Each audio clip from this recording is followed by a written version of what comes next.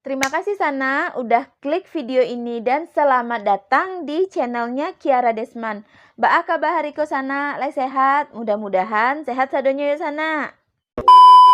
Syekhah Hajah Rangkayo Rahma El Yunusia adalah salah satu pahlawan milik bangsa Indonesia yang dengan hijab syar'inya tidak membatasi segala aktivitas dan semangat perjuangannya. Rahma, begitu ia biasa dipanggil, adalah seorang guru, pejuang pendidikan, pendiri sekolah Islam wanita pertama di Indonesia, aktivis kemanusiaan, anggota Parlemen Wanita RI, dan pejuang kemerdekaan Republik Indonesia. Jadi Sana, di video kali ini aku mau ngebahas sosoknya Rahma El Yunusia yang merupakan pendiri Sekolah Diniyah Putri yang berada di Padang Panjang. Kalau Sana penasaran dengan sosok Rahma El Yunusia ini, tonton videoku ini sampai habis ya Sana. Sebelum masuk ke pembahasannya, aku meminta tolong dulu dong Sana, tolong subscribe dan aktifkan lonceng notifikasinya. Supaya Sana nggak ketinggalan kalau aku upload video baru. Subscribe lah Sana, subscribe tuh gratis alias perai, indak membayar ke Sana do. Rahma El Yunusia adalah seorang reformator pendidikan Islam dan pejuang kemerdekaan Indonesia. Ia merupakan pendiri Diniyah Putri, perguruan yang saat ini meliputi taman kanak-kanak hingga sekolah tinggi. Rahma mempelopori pembentukan Tentara Keamanan Rakyat di Padang Panjang, menjamin seluruh perbekalan dan membantu pengadaan alat senjata mereka sewaktu Revolusi Nasional Indonesia Sana. Rahma ini sempat belajar di Diniyah School yang dipimpin abangnya yaitu Zainuddin Labai El Yunusi. Tidak puas dengan sistem edukasi yang mencampurkan pelajar putra dan putri, Rahma secara inisiatif menemui beberapa ulama Minangkabau, di antaranya Abdul Karim Amrullah, untuk mendalami agama. Hal ini nggak lazim bagi seorang perempuan pada awal abad ke-20 di Minangkabau sana. Rahma mempelajari berbagai ilmu praktis secara privat yang kelak ia ajarkan kepada murid-muridnya. Dengan dukungan abangnya, Rahma merintis Diniyah Putri pada 1 November 1923 yang tercatat sebagai sekolah agama Islam perempuan pertama di Indonesia. Sewaktu pendudukan Jepang, Rahma memimpin Hanokai di Padang Panjang untuk membantu perwira Gyugun pada masa Perang Kemerdekaan. Ia mempelopori berdirinya TKR di Padang Panjang dan mengerahkan muridnya ikut serta melawan penjajah, walaupun dengan kesanggupan mereka dalam menyediakan makanan dan obat-obatan. Ia ditangkap oleh Belanda pada 7 Januari 1949 dan ditahan. Dalam pemilu 1955, Rahma terpilih sebagai anggota DPR mewakili Masyumi, tetapi tidak pernah lagi menghadiri sidang setelah ikut bergerilya mendukung pemerintahan revolusioner Republik Indonesia atau PRRI. Keberadaan Diniyah Putri kelak menginspirasi Universitas Al-Azhar membuka Kuliatul Lil Banat, fakultas yang dikhususkan untuk perempuan. Dari Universitas Al-Azhar, Rahma mendapat gelar kehormatan Syekhah yang belum pernah diberikan sebelumnya. Sewaktu ia berkunjung ke Mesir pada 1957, setelah 2 tahun sebelumnya Imam Besar Al-Azhar Abdurrahman Taj berkunjung ke Diniyah Putri di Indonesia. Pemerintah menganugerahkannya tanda kehormatan Bintang Mahaputra Adi Pradana secara anumerta pada 13 Agustus 2013. Segitu banyak, segitu panjangnya catatan prestasi yang udah diukir oleh Rahma El Yunusia. Salut banget sama perempuan Minang yang memakai hijab syar'i tetapi enggak menghalangi semangat juangnya ya Sana. Rahma El Yunusia lahir pada 29 Desember 1900 di Nagari Bukit Surungan, Padang Panjang. Ia adalah anak terakhir dari pasangan Muhammad Yunus Al-Khalidiyah dan Rafi'ah. Memiliki 2 kakak perempuan dan 2 kakak laki-laki. Keluarga Rahma adalah penganut agama yang taat. Ayahnya, Yunus, adalah seorang ulama yang pernah menuntut ilmu di Mekah selama 4 tahun. Ayahnya bekerja sebagai kadi di Pandai Sike. Sang ayah meninggal dunia dalam usia 60 tahun. Saat itu Rahma masih berusia 6 tahun. Keluarganya Rahma memilihkan salah seorang murid ayahnya sebagai guru mengaji Rahma. 2 abangnya yang pernah belajar di sekolah desa mengajarkan Rahma baca tulis Arab dan Latin. Di bawah asuhan ibu dan kakak-kakaknya, Rahma tumbuh sebagai anak yang keras hati dan memiliki kemauan kuat. Lewat kemampuan membaca, Rahma ini sering mempelajari buku-buku yang dimiliki dan ditulis oleh abangnya Zainuddin Labai El-Yunusi. Menginjak usia 10 tahun, Rahma sudah gemar mendengarkan kajian yang diadakan di beberapa surau. Mengikuti tradisi adat, Rahma dalam usia 16 tahun dinikahkan oleh keluarganya dengan Bahauddin Latif, seorang ulama dari Sumpur. Pernikahan mereka berlangsung pada 15 Mei 1916 dan berakhir pada 22 Juni 1922. Tapi selama pernikahan, Rahma dan suaminya belum dikaruniai anak. Seiring arus pembaharuan Islam yang dibawa oleh para ulama penuntut ilmu di Timur Tengah pada awal abad ke-20, sejumlah sekolah agama berdiri di berbagai daerah Minangkabau menggantikan sistem pendidikan tradisional yang berbasis surau. Pada 10 Oktober 1915, Zainuddin Labai El-Yunusi, abang dari si Rahma, membuka sekolah agama Islam di Nia School yang memasukkan pelajaran umum dalam kurikulum dan dijalankan dengan cara pendidikan modern. Hal yang baru bagi sekolah agama saat itu.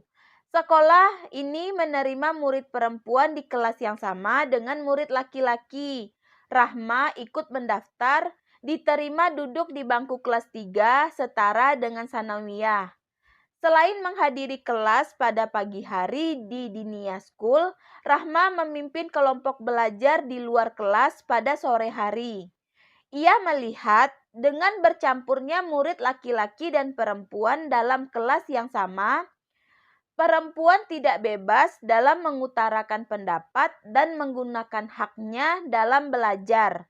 Bersama 2 temannya, Siti Nansia dan Jawana Bashir, si Rahma mempelajari fikih lebih dalam kepada Abdul Karim Amrullah atau yang dikenal dengan Buya Hamka di Surau Jembatan Besi. Mereka bertiga ini tercatat sebagai murid-murid perempuan pertama yang ikut belajar di Surau Jembatan Besi bersama Buya Hamka. Saat bersekolah di Dinia School, Rahma bergabung dengan Persatuan Murid-Murid Dinia School atau PMDS. Ketika duduk di bangku kelas 6, Rahma merundingkan gagasannya untuk mendirikan sekolah perempuan sendiri kepada teman-teman perempuannya di PMDS. Ia menginginkan agar perempuan memperoleh pendidikan yang sesuai dengan fitrah mereka dan dapat diamalkan dalam kehidupan sehari-hari. Kesungguhan hati Rahma untuk mewujudkan gagasannya disampaikan kepada abangnya. Kalau saya tidak mulai dari sekarang, maka kaum saya akan tetap terbelakang. Saya harus mulai dan saya yakin akan banyak pengorbanan yang dituntut dari diri saya. Jika Kakanda bisa, kenapa saya tidak? Jika lelaki bisa, kenapa perempuan tidak bisa? Pada 1 November 1923, Rahma membuka Madrasah Diniyah Lil Albanat sebagai bagian dari Diniyah School yang dikhususkan untuk murid-murid perempuan. Rahma mengatur kegiatan belajar mengajar di masjid yang terletak berseberangan dengan rumah kediamannya di Jalan Lubuk Mato Kucing, sekarang Jalan Abdul Hamid Hakim, Pasar Usang, Padang Panjang. Dua teman Rahma, Siti Nansia dan Jawana Bashir, termasuk guru terawal, sementara Rahma merangkap sebagai guru dan pimpinan. Mulanya terdapat 71 orang murid yang kebanyakan adalah ibu-ibu muda. Pelajaran diberikan selama 3 jam, meliputi dasar pengetahuan agama, gramatika bahasa Arab, dan ilmu alat. Murid-murid duduk di lantai mengelilingi guru secara berkelompok. Guru-guru memakai buku-buku berbahasa Arab dan menerangkan dengan bahasa Indonesia. Sementara ilmu pengetahuan umum belum diajarkan pada tahun pertama. Oleh karena itu, Rahmah mengerahkan murid-muridnya bergabung dengan Persatuan Murid-Murid Diniyah School atau PMDS untuk mendapatkan berbagai pengetahuan umum dan mengikuti berbagai kegiatan seperti kepanduan organisasi dan koperasi. Dengan hadirnya bagian untuk putri, Diniyah School milik Zainuddin berangsur-angsur hanya dihadiri oleh murid-murid pria dan Madrasah Diniyah Lil Albanat yang didirikan Rahma lebih dikenal sebagai Diniyah Putri. Sekolah Diniyah Putri berkembang, jumlah muridnya pun makin lama makin banyak. Tercatat pada tahun 1928 Diniyah Putri memiliki setidaknya 200 murid. Sebelumnya, beberapa hari setelah Zainuddin meninggal, Majelis Guru sepakat untuk meningkatkan sistem pengajaran Diniyah Putri lengkap dengan sarana. Pada 1925, Rahma menyewa rumah bertingkat 2 di Pasar Usang untuk dijadikan ruangan kelas dan asrama Diniyah Putri. Ia mengupayakan sendiri mencari perlengkapan seperti bangku, meja, dan papan tulis. Setidaknya 60 orang murid menempati asrama pada tahun pertama. Tapi sayang, perjalanan Diniyah Putri pernah menghadapi beberapa cobaan. Diniyah Putri terpaksa diberhentikan setelah binasa oleh gempa bumi pada 28 Juni 1926. Gempa bumi yang berkekuatan 7,6 skala Richter mengguncang Padang Panjang, meruntuhkan gedung lama beserta pondasi gedung baru yang dibangun. Nanisah, salah seorang guru, wafat karena tertimpa runtuhan bangunan. Gempa bumi mengakibatkan kegiatan belajar mengajar Diniyah Putri terhenti. Gedung dan peralatan mengajar hancur bersama separuh penduduk Padang Panjang. Seluruh murid Diniyah Putri mengungsi keluar kota. Diniyah Putri memiliki setidaknya 200 murid pada 1928. Jumlah itu semakin bertambah, sebagaimana yang dicatat oleh Deliar Nur, bertambah menjadi 300 pada 1933 dan 400 pada 1935. Seorang lulusan Diniyah Putri, Aisyah Gani, menyebut kehidupan Diniyah Putri sangat terkungkung dan diawasi secara ketat. Mereka benar-benar mempersiapkan murid-murid perempuan menjadi perempuan dengan mengajarkan menenun, ilmu kerumah tanggaan, dan membuat murid-murid mengetahui segala sesuatu dan memiliki rasa tanggung jawab. Pada tahun 1935, Diniyah Putri membuka cabangnya di Jakarta. Sebelum pendudukan Jepang, Diniyah Putri telah memiliki 500 murid. Saat pendudukan Jepang, Diniyah Putri di Padang Panjang sempat menjadi tempat perawatan korban kecelakaan, sedangkan cabang Diniyah Putri yang di Jakarta ditutup. Pada 1947, dalam rangka menyesuaikan pembagian jenjang pendidikan yang ada di Indonesia, Dinia Putri dibagi ke dalam dua macam, yaitu Dinia Rendah dan Dinia Menengah Pertama. Pada tahun 1961, Rahma kembali memimpin perguruannya setelah 3 tahun ditinggalkannya sejak pecahnya pergolakan PRRI pada 1964. Rahma menjalani operasi tumor payudara di Rumah Sakit Pirgandi Medan. Pada Desember 1967, Rahma berkunjung ke Jakarta untuk terakhir kalinya dalam rangka pembentukan Dewan Kurator Perguruan Tinggi Dinia Putri. Rahma meninggal secara mendadak dalam usia 71 tahun dalam keadaan berwudu hendak sholat maghrib. Pada 26 Februari 1969, jenazahnya dimakamkan di perkuburan keluarga yang terletak di samping rumahnya. Sehari sebelum si Rahmani wafat, Rahma sempat menemui Gubernur Sumatera Barat saat itu yang bernama Harun Zain. Rahma mengharapkan pemerintah memperhatikan sekolahnya. Dalam pertemuannya dengan Harun Zain, Rahma mengatakan, "Pak Gubernur, nafas ini sudah hampir habis. Rasanya sudah sampai di leher. Tolonglah Pak Gubernur, dilihat-lihat dan diperhatikan sekolah Dinia Putri." Setelah Rahma wafat, kepemimpinan Dinia Putri dilanjutkan oleh Isnaniyah Saleh sampai 1990. Saat ini Dinia Putri dipimpin oleh Fauziah Fauzan sejak September 2006 dan telah memiliki jenjang pendidikan mulai dari TK hingga perguruan tinggi. Dalam bukunya Islam dan Adat Minangkabau, Buya Hamka menyinggung kiprah Rahma di dunia pendidikan dan pembaru Islam di Minangkabau. Dalam sejarah Universitas Al-Azhar, baru Rahma seoranglah perempuan yang diberi gelar syekhah. Dalam sejumlah tulisannya, Aziumardi Azra menyebut, perkembangan Islam modern dan pergerakan Muslim di Indonesia tidak bisa dilepaskan dari Rahma el-Yunusiyah sebagai perintisnya. Wow, ya Allah, sana merinding loh aku menceritakan sosoknya Rahma el-Yunusiyah ini. Begitu panjangnya deretan prestasi dan usahanya dalam mendirikan pesantren Dinia Putri.